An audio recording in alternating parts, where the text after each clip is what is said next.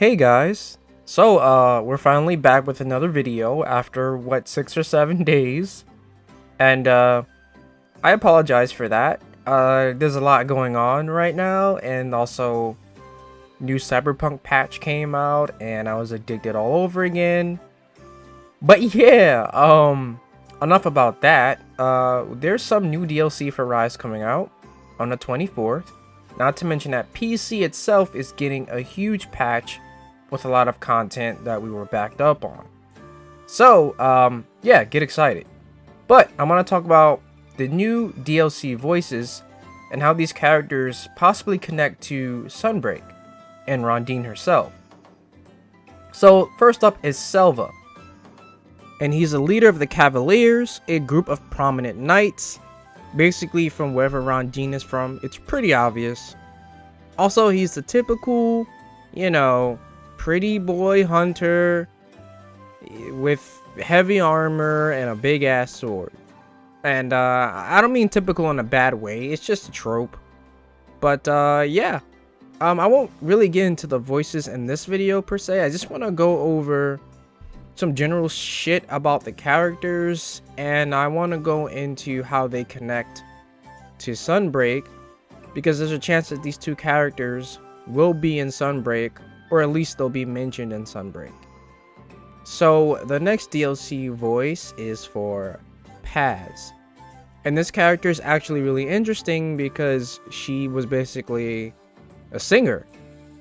And I mean, is there pop music in Monster Hunter? I mean, I know there's a songstress and stuff like that, but alright then. I mean, she looks like a pop singer, so yeah, okay.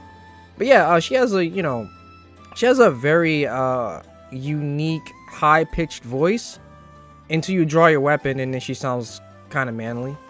But yeah, I'll get into the voice stuff in another video possibly. But so these two characters and how they possibly connect to Sunbreak, it's pretty obvious, right? So basically, in a few pages out of the most recent Monster Hunter Rise art book, I believe, these characters are mentioned and they're actually in the art.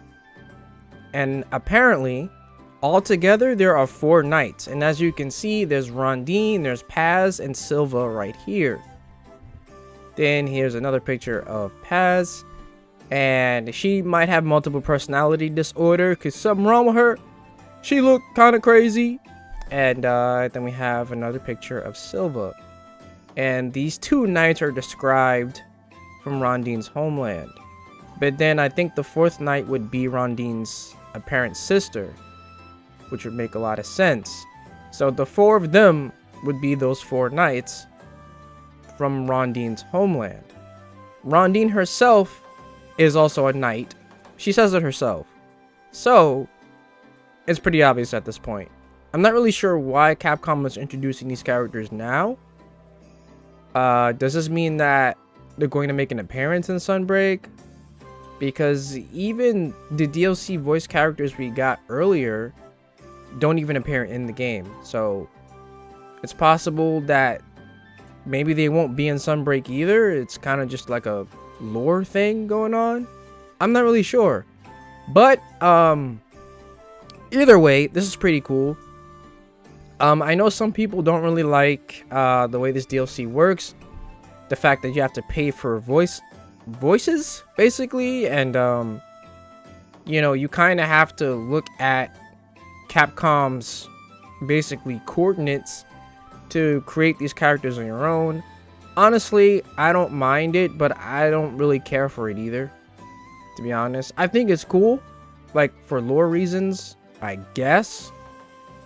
But I won't be making the character, as I just want to use my own character. So yeah, boom, that's it. That's it for this video. I just wanted to quickly talk about this. I'm still working on some bigger projects in the background, so those will take some time. But yeah, I do want to have a reaction video for these DLC voices, because Paz's voice in particular is crazy. And quite frankly, if you look at her face, she looks fucking crazy. Just saying. So yeah, thanks for watching, and I'll see you guys in the next one. Peace.